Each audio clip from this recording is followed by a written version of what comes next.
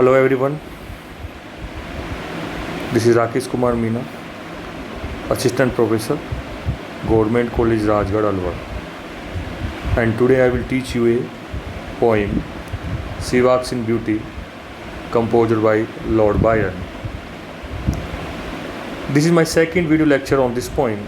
In my previous video, I have introduced this poem and also given details related to the subject matter, form and style of this poem.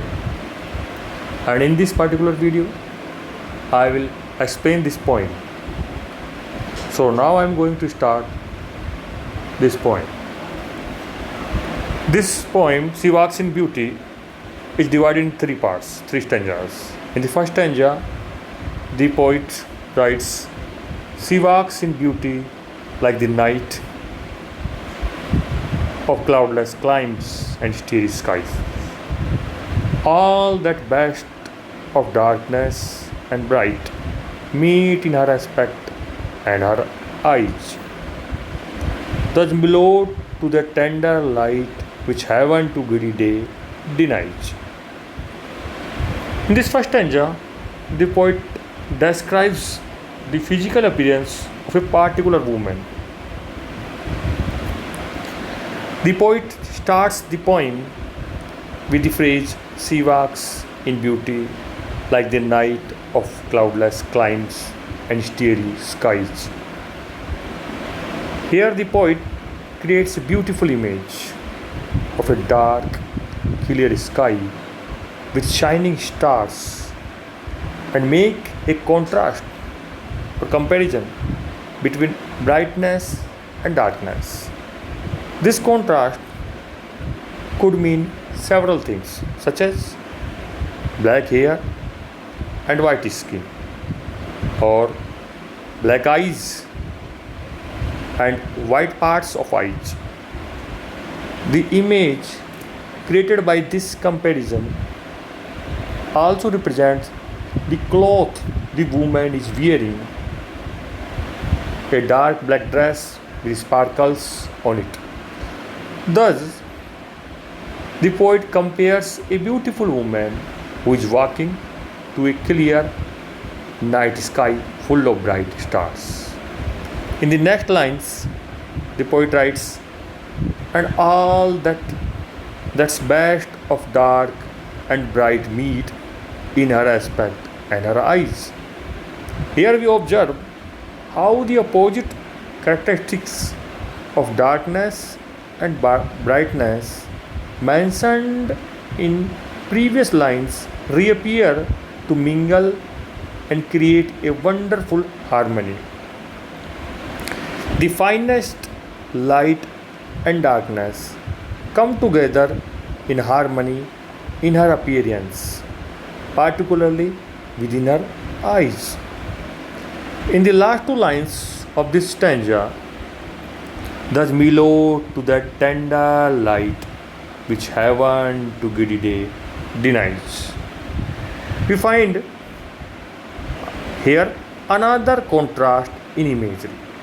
The darkness and brightness from previous lines have mellowed to become a tender light, and this gets contrasted with the expression giddy day, which inheres a negative connotation of expressiveness. This gentle and delicate play of light is heavenly. Indeed, heaven usually refuses to grant this supernatural light to the showy daytime. That the woman that the poet is praising is in great balance.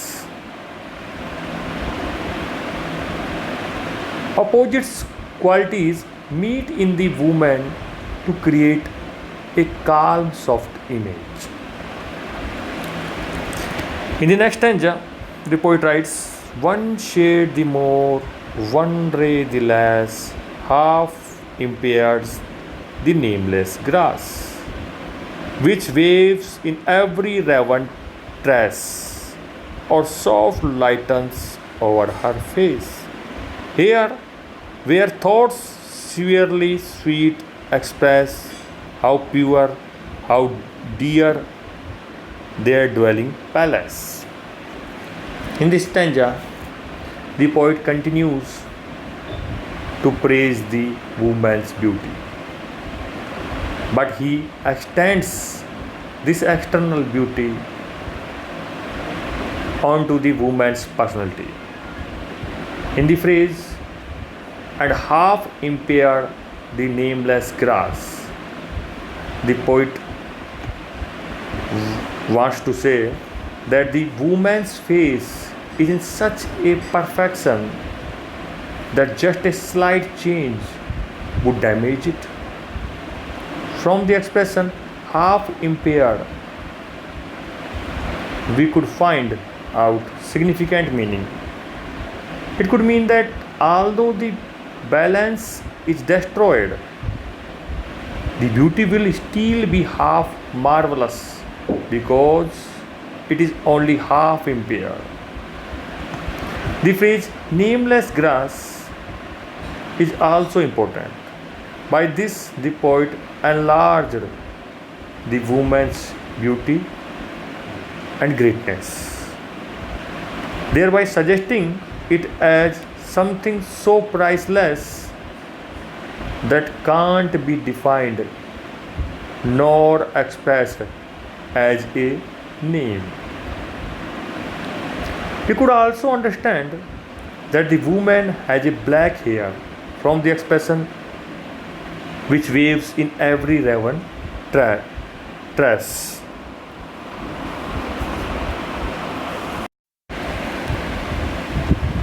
Thus, here we find that the woman's beauty is a perfect harmony between distinct elements of darkness and light.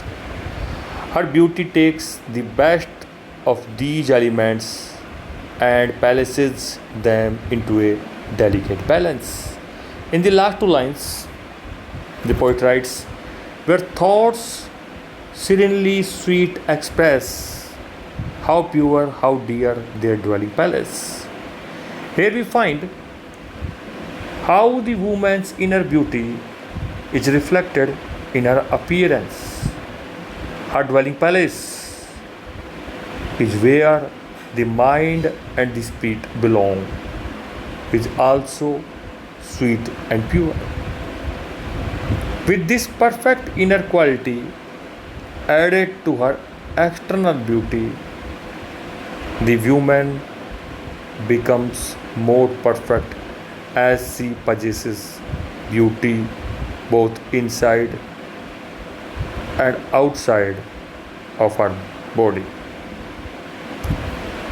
In the last stanza, the poet writes, and on that cheek and over that brow, so soft, so calm, yet eloquent, the smiles that win, the tints that glow, but tell of days in goodness spent, a mind at peace with all below, a heart whose love is innocent. In this last stanza, the poet talks about both woman's inner and outer qualities. He says her cheek and smiles are beautiful and attractive. In the phrase days in goodness spent,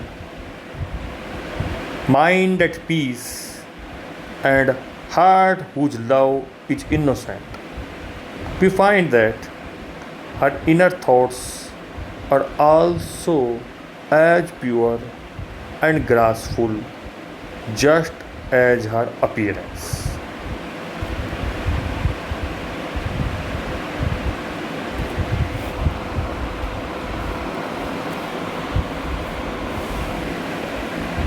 We see that the woman spends her days virtuously, that she possesses a peaceful mind, and she has an innocent, loving heart.